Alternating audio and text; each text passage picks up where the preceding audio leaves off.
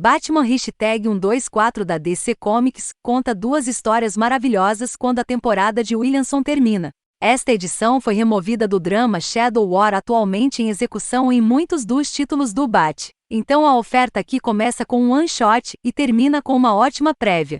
Esta edição foi escrita por Joshua Williamson com uma prévia de G. Willow Wilson. Howard Porter e Dani fornecem a arte, enquanto Tomeu Mori e Trish Mulvihill trabalham as cores.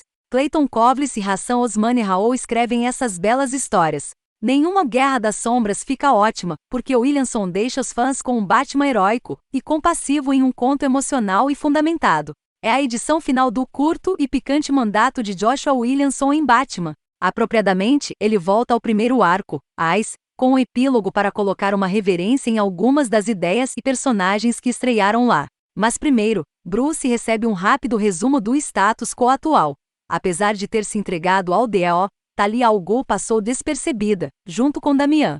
Ghostmaker e Clone Hunter, por outro lado, se estabeleceram em seus novos papéis dentro da Batman Incorporated, e atualmente estão rastreando o substituto de Luthor, Batman. Veja o Batman Anual de 2022 para mais detalhes sobre isso. Apropriadamente, um desses substitutos desonestos, Eyes, foi visto nas ruas de Badnesia novamente, e embora Oracle sugira enviar a Batman Incorporated, é tarde demais. Batman já chegou a Badnesia, procurando amarrar algumas pontas soltas.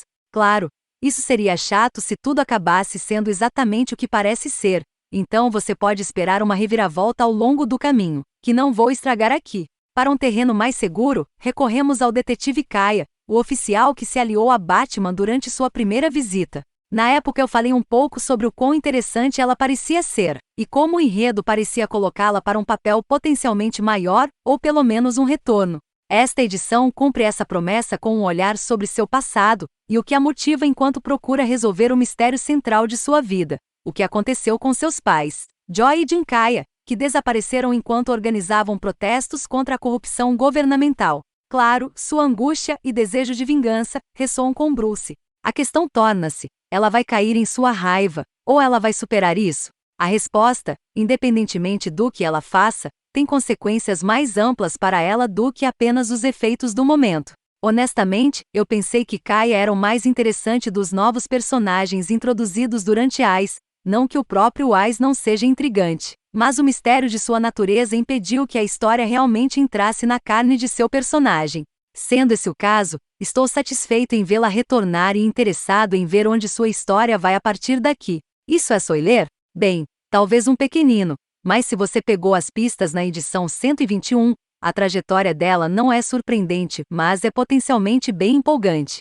A arte para esta edição é dividida entre Howard Porter e George Fornes, com o último lidando com um breve flashback da história de Bruce enquanto ele reage à história e intenção de Kaya. Eu sei que o trabalho de Porter não é para todos. Quanto mais estilizado o trabalho de um artista se torna, mais controverso ele se torna na maioria das vezes. Como eu disse antes, o estilo dele nem sempre funciona para mim. Mesmo nesta edição, acho sua opinião, por exemplo, Kaya um pouco estranha, mas tenho que admitir, gosto de sua opinião sobre o próprio Batman. Nas mãos de Porter, Batman tem um ar sobrenatural para ele. Talvez seja um movimento irreal de sua capa enquanto ela ondula, se aproxima dele, ou se transforma em asas metafóricas. Se você está se perguntando como Porter e Fornes se combinam, a resposta é que não. O que eu suspeito que seja a razão pela qual as páginas foram divididas do jeito que foram. As páginas de Fornes são um flashback de Bruce logo após retornar de suas viagens, em outras palavras, na época do ano 1. Isso funciona lindamente com Fornes, cujo trabalho evoca muito da mesma sensação no ir de David Mazzucchelli no primeiro ano. Todos contaram uma história sólida, mais ou menos, que encerra efetivamente nosso tempo com Joshua Williamson e configura pelo menos um personagem para importância futura. Williamson começou sua carreira com a história do vilão badesiano Eyes, que acabou sendo um peão na tentativa de Lex Luthor de assumir o Batman Incorporated e criar seus próprios Cavaleiros das Trevas. Os retorcidos, é claro, por causa da vilania. Com Eyes fora do caminho, Badnesia pode voltar a trabalhar em seu nível habitual de corrupção e corrupção. Não tão. Eyes está de volta à cidade, aterrorizando a população, e Batman está na perseguição. Agora, eu nunca li a história do Abismo, mas apenas a partir desta edição, Ice colocou mais terror neste país do que Batman jamais em Gotham depois de anos de tentativas. Então, ok, Ice tem jogo. Mas nosso herói descobre que as coisas não são o que parecem, o que vira a história de cabeça para baixo bem rápido. Eu amei. Batman torna-se heróico em sua maneira distante e taciturna, que todos conhecemos e amamos odiar. No geral, eu me diverti muito com o tempo de Williamson no livro principal do Batman. Era muito curto para ir muito fundo, mas em seu tempo no livro ele introduziu alguns novos personagens interessantes. Forneceu um limite para muitas das ideias que James Tynion IV começou, mas não teve tempo de amarrar. Começou a consertar Bruce e o relacionamento fraturado de Damian, e colocou a família Algol há muito tempo mal utilizada em uma direção nova e melhorada.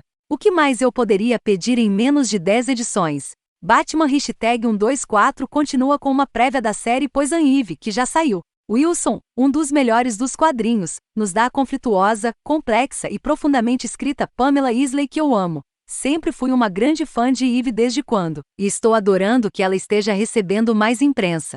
Tendo caído do estado de Queen Eve, Pamela está determinada a recuperá-lo. Estou aqui para esta jornada sombria de empoderamento e autodescoberta. Dani desenha algumas figuras assustadoras que quase parecem estremecer. Cada painel parece mais habitado por espectros do que por pessoas, e eu adoro isso. Ele define bem o clima, e os fundos artísticos monocromáticos de Movie com primárias focadas em personagens apenas dão à história uma vibração teatral que aprimora o tom dramático. As letras de Osmane Raoul são incompletas, flutuando em balões vacilantes que agem como fantasmas sobre as cabeças perturbadas dos espectros.